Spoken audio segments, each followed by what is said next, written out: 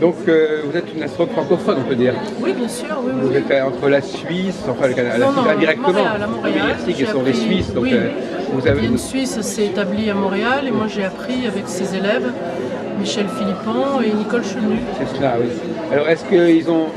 Et vous pratiquez l'astrologie que vous avez appris au Québec alors? Oui, bien sûr. Il y avait un cursus sur 4 années. En quoi se distingue-t-elle de ce qu'on enseigne en France, par exemple? Alors ça, je ne saurais pas vous dire exactement parce que je ne sais pas à l'époque comment c'était enseigné en Mais France. par rapport à maintenant, oui. Est-ce qu'il y a des particularités à l'enseignement que vous avez reçu? C'est-à-dire il y avait à la fois de la rigueur, parce qu'il y a un côté technique qui est très, comment je pourrais dire, où il y avait bon, bien sûr de la rigueur, et puis il y avait aussi une ouverture d'astrologie humaniste, hein, oui. avec la pensée de Rouillard, Ruperti.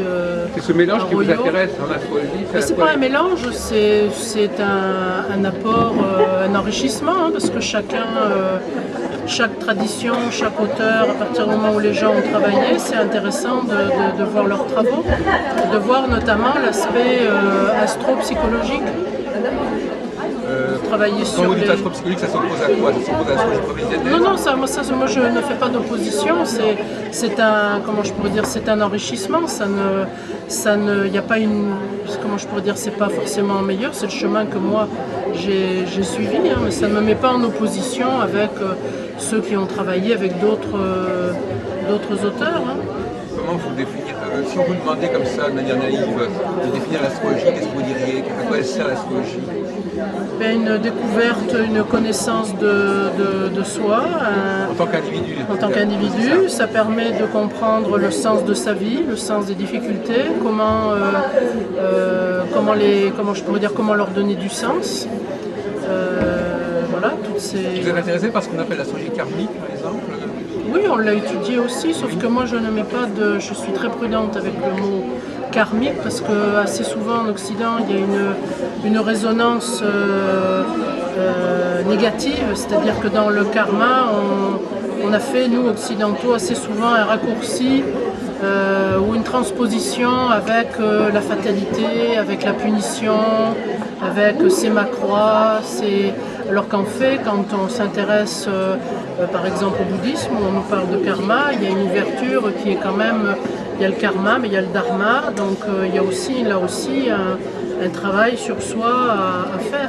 Vous travaillez sur les 2 lunaires, par exemple? Oui, bien sûr, oui, ça, on les avait travaillés, oui, bien sûr. Mais j'utilise rarement le thème à cause de la connotation négative. Mais Werner Hirsig, il n'avait pas élaboré une astrologie un peu particulière, il n'avait pas apporté des éléments nouveaux à l'astrologie. Prévisionnaire. Je sais pas, j'ai l'impression qu'il il était assez inventif. Goethe Herzig était assez, comment je pourrais dire, il y avait une structure, hein, c'était un soleil taureau, si ma mémoire est bonne, et elle avait amené une structure, une manière très structurée aussi de travailler le thème, de travailler les transits, de faire des tableaux, d'ailleurs si vous allez sur mon site, il y a des tableaux que je fais qui sont issus de cet enseignement-là. Comment s'appelle ce site? Alors c'est 3 fois astrologie-humaniste.org. Ah, carrément, voilà. Vous avez obtenu d'avoir un site qui porte directement ce nom. Oui, voilà. Il n'était pas pris ce nom. Non, voilà. C'est remarquable. Et vous fréquentez un peu le réseau d'astrologie humaniste français, suisse? Oui, un petit peu suisse. Pas forcément. Français, oui, localement. On fait, j'essaie de côtoyer des astrologues, après, je dirais peu importe leur... Il y a actuellement des activités au niveau... Il y a Christian Droyer qui est mort récemment, c'est ça? Oui, j'ai appris ça, oui, mais je ne saurais pas, je ne le connaissais pas personnellement, non. Vous fréquentez quels astrologues? Alors, ils ne sont pas forcément connus, hein, mais je lis des ouvrages. Il y a malheureusement peu d'actualité actuellement, hein, parce que l'astrologie est plutôt sur... je dirais les meilleures années livresques sont un petit peu derrière nous. Pour l'instant, c'est un petit peu, je trouve. Hein. Alors donc, vous êtes forcément intéressé par Dan Rouillard? Bien sûr, bien sûr. Alors à votre avis, qu'est-ce qu'il a apporté à l'astrologie du XXe siècle? Il a apporté la notion de cycle. Ah bon? La notion oui, la notion de cycle, la vision Il a amené la vision orientale aussi, la manière aussi de voir le thème, c'est-à-dire une astrologie dite humaniste, c'est-à-dire qui est centrée sur soi, et non pas sur les événements extérieurs. Astrologie person-centered. Voilà, c'est-à-dire que c'est pas l'événement qui est le plus important, mais ce qui se passe à l'intérieur de la personne. Oui. Et en fait, l'événement n'est que le reflet, le révélateur de ce qui se passe à l'intérieur. Donc justement, est-ce qu'on peut valider l'astrologie, est-ce qu'on peut vérifier l'astrologie scientifiquement, étant donné que ça renvoie à l'intérieur, qu'au fond il n'y a que la personne elle-même qui se connaît, non, quelque part? C'est-à-dire quand je reçois la personne, je dirais les 3 premières minutes sont les plus, je veux dire, il faut leur parler directement d'elle. Si elles ne se reconnaissent pas, la consultation ne pourrait pas avoir lieu. Oui. Et vous exercez sur la région bordelaise? Oui, bien sûr, à mon cabinet à Pompignac. Voilà. Donc vous avez une stratégie de la consolidation. Il y a un commencement, il y a une évolution, il y a une conclusion. Oui, c'est pour ça que je prends toujours du temps pour travailler en amont, c'est-à-dire pour faire mes tableaux, pour faire tout ce qui est technique avant, d'avoir une piste, de savoir par quoi je vais commencer dans le thème, puisque ça dépend des personnes, ça dépend des circonstances. Et puis ensuite, quand je vois la personne, ben là, en ayant le contact avec la personne, je valide en général ma stratégie de consultation. Donc alors justement, parce que c'est ce qu'on entend justement, on entend que la connaissance, vous décryptez le thème en dialoguant avec le client. Avant, non, moi je le travaille avant. Oui, c'est ça. Donc, et après, par le dialogue, ça va permettre moi de lui affiner, de lui expliquer, de lui personnaliser les effets de l'aspect. En général, il me renvoie des questions, il me renvoie un contexte, et puis c'est là-dessus qu'est le dialogue. Mais en général, moi j'énonce comment je pourrais dire, mon hypothèse, et la personne me la valide. Oui. Vous voyez? C'est ça, effectivement. Donc, malgré tout,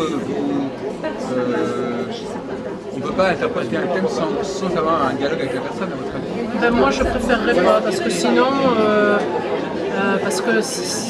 par exemple, comment je pourrais dire, je prends un exemple précis, un aspect saturnien, quelqu'un qui a un aspect Saturne-Soleil, ça peut être quelqu'un il peut y avoir plein de nuances différentes.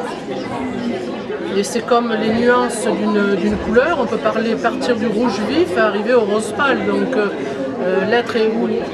Le meilleur exemple, c'est avec Neptune, où ça peut être la haute spiritualité, ou ça peut être l'alcoolisme. On ne peut quand même pas dire à quelqu'un, est-ce que vous buvez, ou est-ce que vous... Donc autrement dit, il y a plusieurs types il y a différentes personnalités qui pourraient correspondre au même thème, et qui vivraient le thème autrement. Oui, parce que le contexte est différent.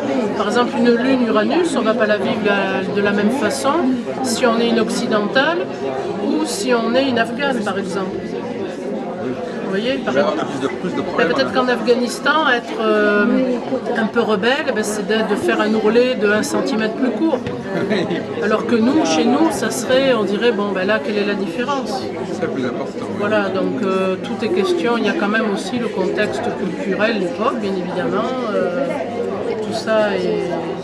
Oui, il y a la société, l'histoire de la personne. Oui, bien sûr, bien sûr. Donc le thème en lui-même, on ne peut pas deviner ce que ça va donner. En fait. Moi, je pense que c'est là, quand on peut travailler avant, mais c'est vraiment c'est pour ça que la consultation, je la fais toujours en visuel. Quoi. Enfin, bon, ça peut se faire par Skype, soyons modernes, mais il est important de valider certains points. Est-ce que vous complétez l'astrologie par autre chose? Non. Comme certaines personnes le font, ça peut être n'importe quoi. Vous faites que de l'astrologie? Oui. Dans le travail. On ne fait appel ni aux cartes, ni à... C'est-à-dire, si je faisais appel aux cartes, je le ferais dans un autre cadre. Je trouve que c'est important, pour moi en tout cas, de ne pas mélanger les genres. Oui.